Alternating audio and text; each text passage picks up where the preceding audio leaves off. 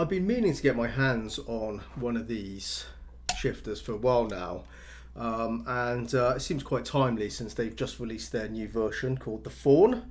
It is the 7th generation of the SHH. But before we get into the good stuff and look at this, it's worth pointing out that I do have some extra accessories. So when you buy it, you don't get all this stuff. What you do get 2 gear knobs. Obviously, you get the shifter. You get 1 top plate. I've got 4 top plates here because they do offer a variety of different designs. So you can buy these separately if you want to. You can buy them as additional extras, but you get 1 top plate included. They are carbon fibre. You also get 1 mounting option, and I have 3 different ones here. So I've got a pretty simple one here. So if we look at the back of the shifter, you can see this lines up to those bolts there. That goes on there, and you can attach it to a piece of profile like so. Or indeed, actually, you can kind of go over 2 pieces of profile because it does line up 2 pieces of profile, so like 40/80 essentially. I can just demonstrate that like that, so you can just see it goes over 2 pieces, or like so. So yeah, very simple L brackets, fixed steel, that'll do. This is their standard mounting plate. As before, attaches to the back of the shifter, and it's going to be in that sort of position. Now the interesting piece is this more elaborate 3D printed piece at the top, and that's for holding these bolts. Now you can see those sticking out. Now those line up to the Thrustmaster TH8A hard mount hole pattern, and those on the outside match up to the Logitech shifter, the driving force shifter hard mounting points. So if you buy like a turnkey sim rig and it comes with a shifter mount plate, and it'll be pre-drilled to support some standard shifters, and that's what this is for. So yeah, nice and easy, very simple, and clearly going to be quite effective.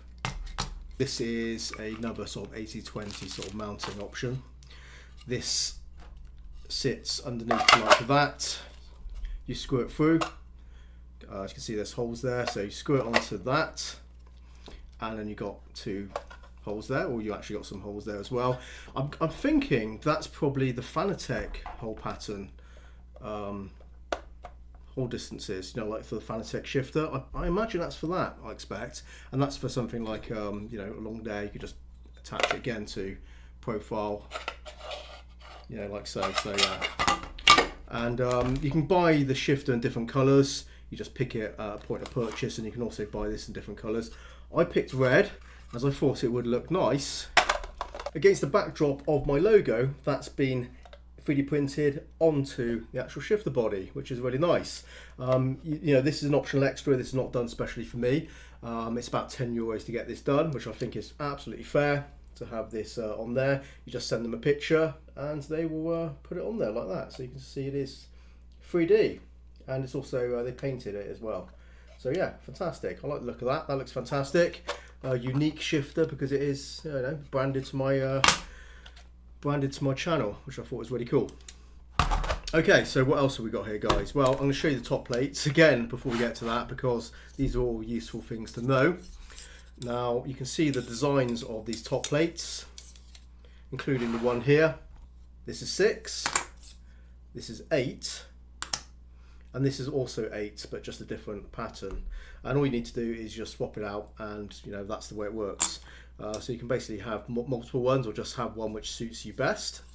I thought that was really cool, and I wanted to show you all this because of the amount of customizations they have. And in fact, I haven't shown you all the customizations because there's a few other mounting options, including a table clamp, which regrettably I should have really picked up, because that makes a lot more sense than say this one. I only picked up these other ones just to show you, and I don't need this one. I'm going to be using this one. So I should have got the table clamp, but yeah, that's on me unfortunately, but never mind. Okay, so what else do we have here, guys? Let's take this out of there. Let's have a look at the shifter. So fully 3D printed, and you can see it's nicely printed. So nice fine layers, very clean print all the way around.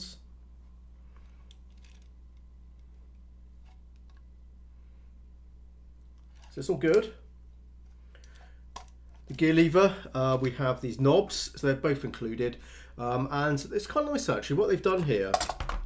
They are 3D printed. If you look down there, you can see, they are 3D printed on both of them, but they are covered with like rubber. So it's not just bare 3D printing, it is a nice rubber cover on it. I mean, they're lightweight, but they're nicely made and a good size. I like that. So you obviously got one for H pattern, you got one for sequential. Now, something worth knowing on this actually, which is quite interesting, I suppose, is it doesn't change the height of the actual lever, which you thought it might do if you add, if you use a longer actual gear knob. And the reason for that is the thread on this one starts around here, so it's going to be in that sort of position. So yeah, it's the same height basically. It doesn't change the command, it doesn't change the leverage, it doesn't change the throw of the shifter. It is the same for both of them. Also, let me draw your attention to that, so you can see that's the Thorn edition. There's also a switch here, and I don't know if you can catch it easily on the print here, but there's H pattern and sequential. So you switch between that here for the electronics. For the physical side of it, we do it on here. So right now it is H pattern. So let's give it a shift. I'm sure you've been waiting for this to find out what it's like. That's got a nice clunk to it. So it's got a very deliberate motion on there. Tension build up and then a click through. It's very solid. I'll give it that. It's solid. Smooth and a nice sort of tension, nice tactile element. Stronger than I expected it to be honest, if I'm perfectly truthful about it, because that actually feels really good. I like that a lot. That feels good to me, guys. I'm going to swap out the gear knob so you can just see the other one. And we're going to sequential mode.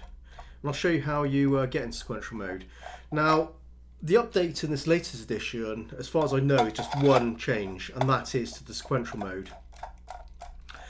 Now previously, when you went into sequential mode, the gear lever would still have lateral movement here. And to get rid of it, you'd had to change the top plate to just one, which was just a single channel. A lot of people didn't mind it though, and they just kept this, the H pattern one on there and just got on with it. But they've improved on that one. So to get into sequential mode, or indeed to swap back to H pattern mode, you push down. So I'm going to do it from this angle so you can actually see the movement of it going in. You push it down, if I can actually, it's quite difficult to do. Push it in, you can see it does compress in. I'm do it from the top actually, it's easy to do. You push it down and then you twist it. And that's sequential mode. Now check this out, there's no lateral movement now, it is now held in. And only a minimum amount of side to side play there, so that's very good, that's very stiff. And that's stiff in that direction as well. So let's go to sequential mode. That's good. That's got a lot of tension there. Now the other thing they've done with the sequential mode as well, they've shortened the throw. Now previously the throw of the sequential mode was the same distance as the throw of the H pattern mode. And I think that was a bit long, and they've decided to shorten it a little bit. I guess if we look down there, now just look at the position of the lever against the gate. So we've got a reference point. So that is your sequential motion. And yeah, really that actually feels pretty good to me. I like the feel of it, and the distance of travel feels good as well. It's just about right. So let's go back into H pattern mode. And have a look now. You can see it is a further position. It is a little, it's not much more, but it is enough that it's going to be a difference, because yeah, if that was the sequential mode, we put it from this angle, you can see how far the lever's moving, how it kind of had the reach over the side of the gear of the actual body. So let me go into sequential mode. I'm just do the same thing. It is definitely shorter. I can feel it shorter. I'm not sure if it's obvious in the actual overhead view, but I can definitely feel it's a shorter throw.